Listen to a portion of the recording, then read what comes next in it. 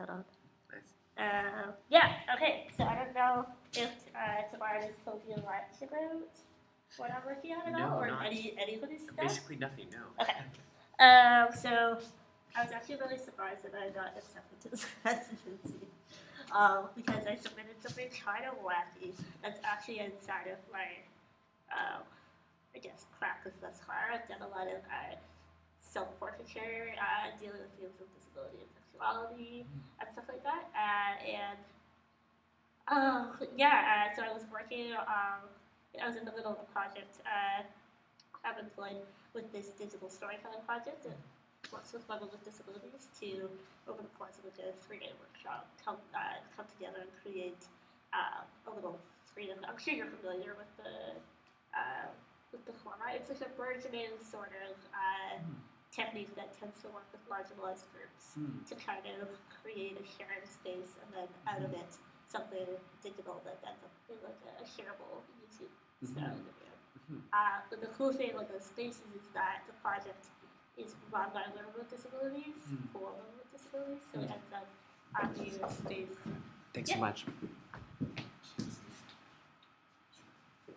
It ends up being a space that's majority disability space, which is a really rare and unique thing, and I find those spaces really powerful and inspiring. So out of the last workshop that I was a part of, came the conversation about coffee to go cups and the lids, and I asked my friend if she was able to use the lid, and she's like, no.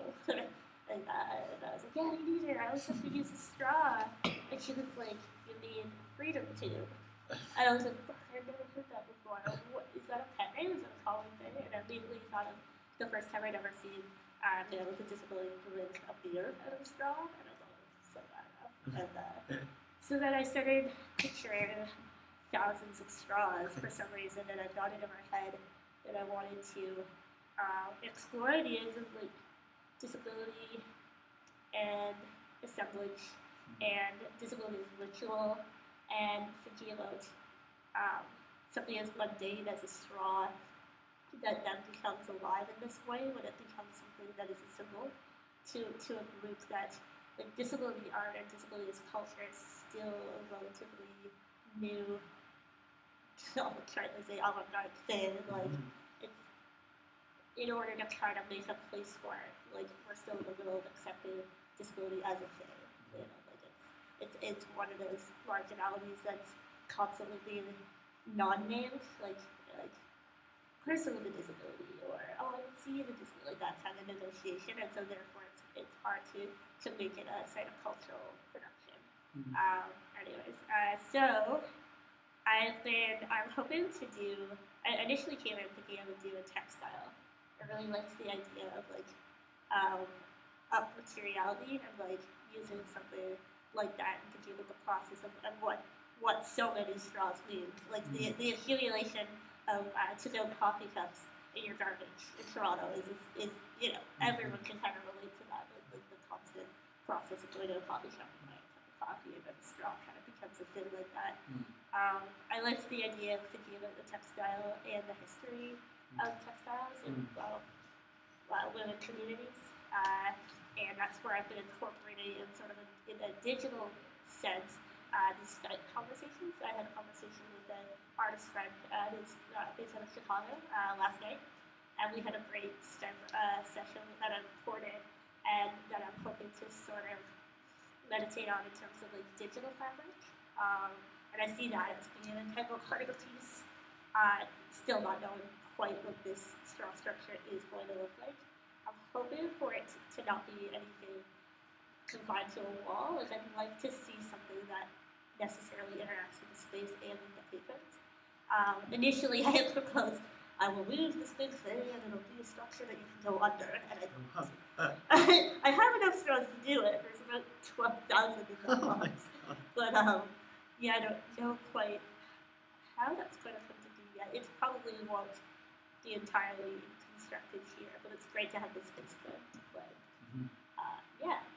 Have I said it? Yeah, no, I mean, it sounds like, I love, as you said, the materiality of the straws and their significance, and there's sort of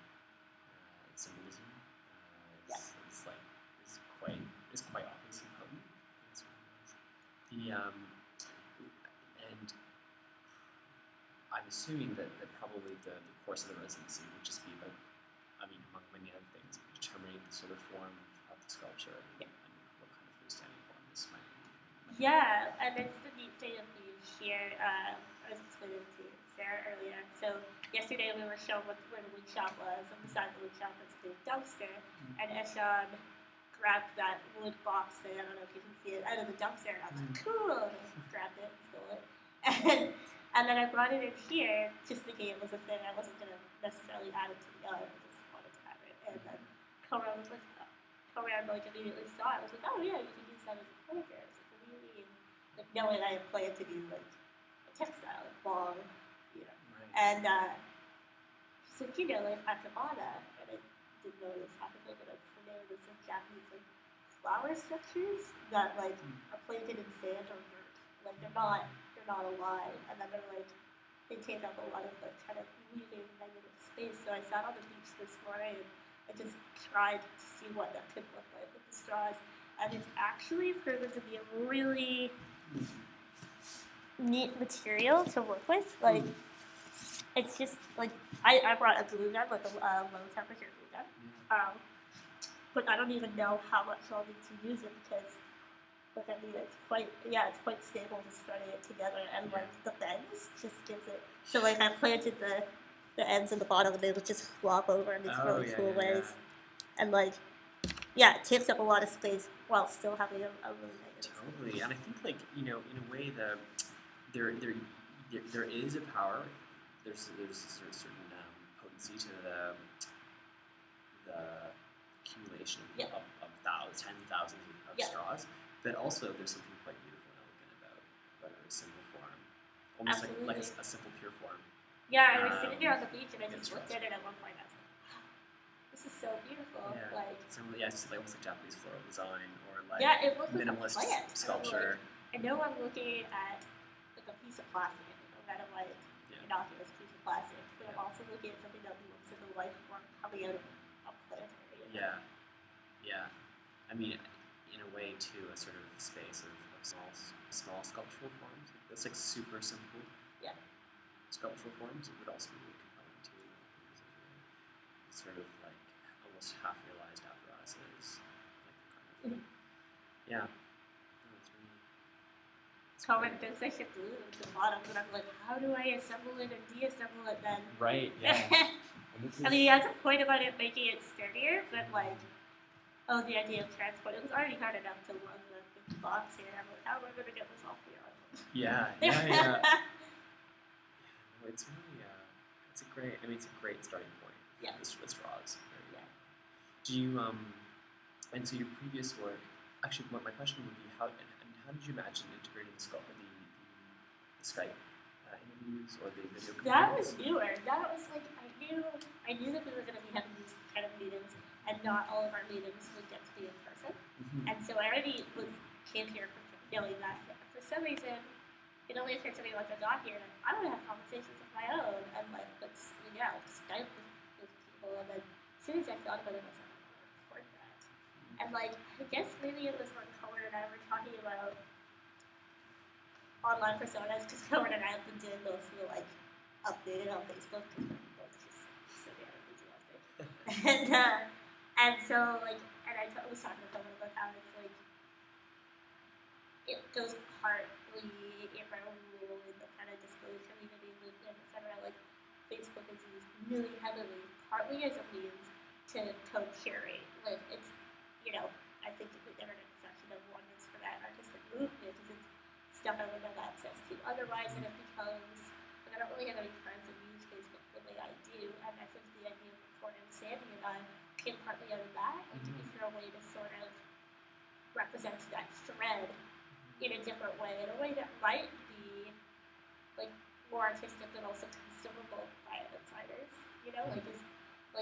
I see my conversation with Sandy as a way to sort of depict what goes on online, like a network. So I turn in something that's a perpetual network into a live, viewable piece of art, I guess. Just like the network of straws, Yeah. Space at the same time. Like it's interesting spatially in gallery, the relationship between the projected video and the sculptural form.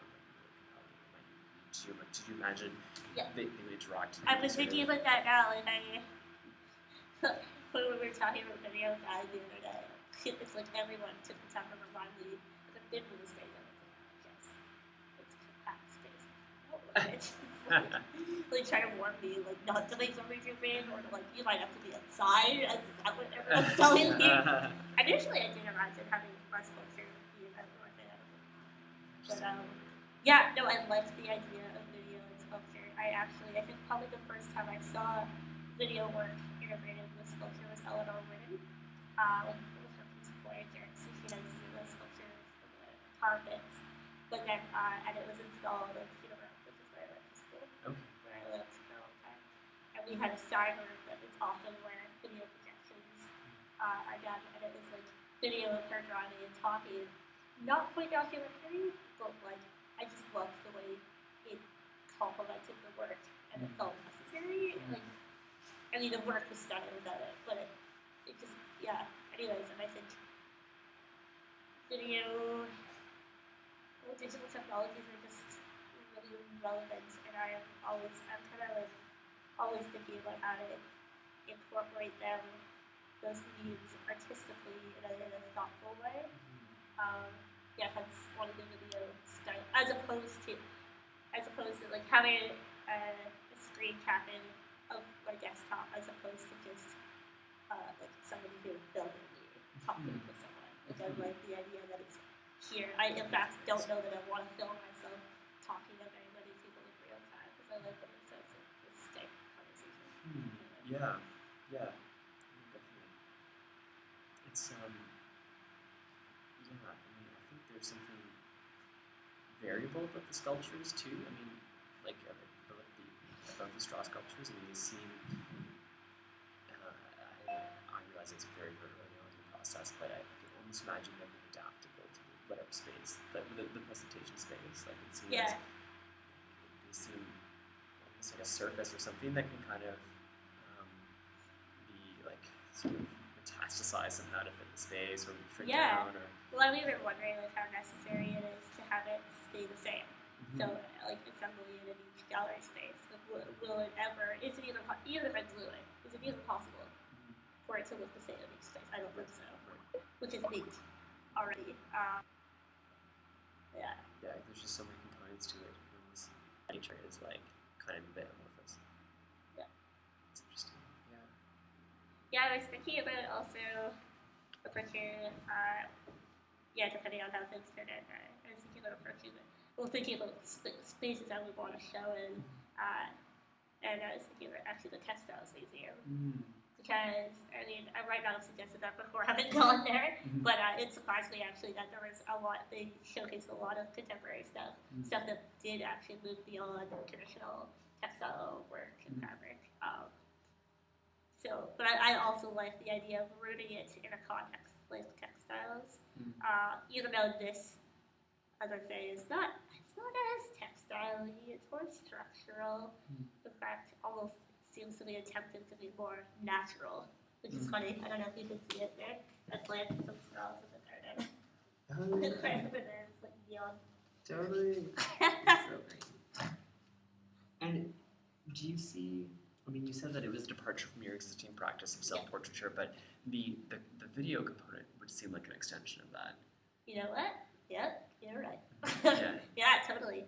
And maybe, I think part of, especially what really excited me about this, is that a lot of disability art has, I don't know if I can say the word necessarily, but maybe necessarily, involve a lot of self-documentation, almost like this expected narcissism, and it hasn't quite moved out of it. Like, that's the same with like LGBT or queer art history too, and I mean there's still that same kind of art being produced. We see it all over Toronto, like photos of queers, but queer art has also moved away from that too. Like it was a necessary starting point in terms of making the invisible visible, but disability art is still quite heavily stuck in that, and I mean, it's powerful stuff, but I also think is there like does disability and art demand documented exploitation?